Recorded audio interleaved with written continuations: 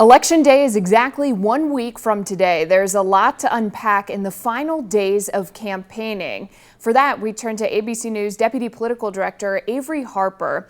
And Avery, today is really an important day in the race for the White House. Can you talk a little bit about the candidates' final messaging and some of the significance about where these final addresses and events are being held today?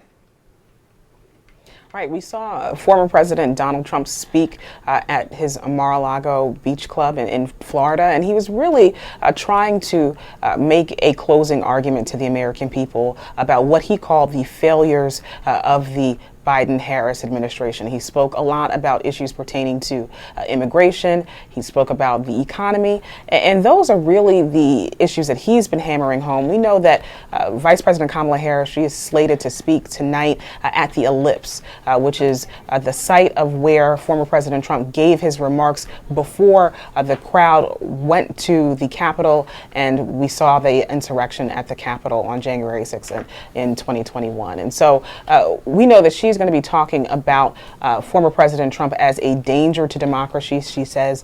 We know that she's also going to be talking about encouraging the American people to turn the page on his era of leadership. She says that she represents a new generation of leadership. Her campaign says that she is a prosecutor, so we can expect for her to be laying out the evidence as she makes her case to the American people.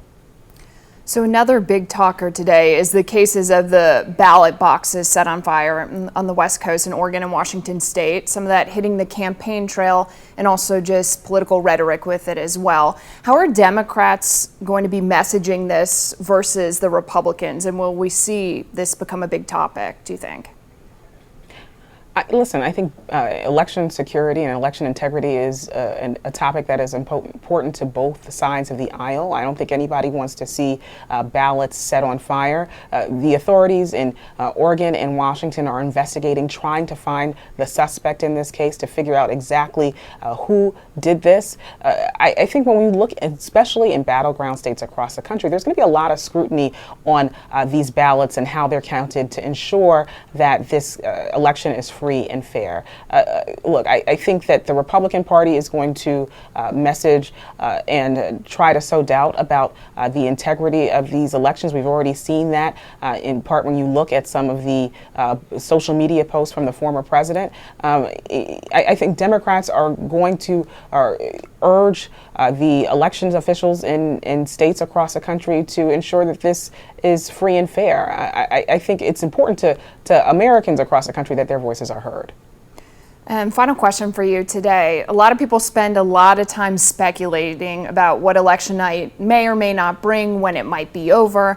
Obviously, it is impossible to predict this, right? But what would you say to people about what we could expect? Right. I would say if we do not know on election night, it does not mean that something nefarious is happening. There have been massive changes to the ways people vote in comparison to cycles past. There are larger portions of voters who cast ballots early, who cast ballots by mail, and each state has different times and rules and regulations about how those votes are counted. And so because this race is going to be so close, it might take some time for us to actually be able to understand who won. But it does not mean that anything is nefarious about this. The elections officials across the country have been working to ensure that this election is secure.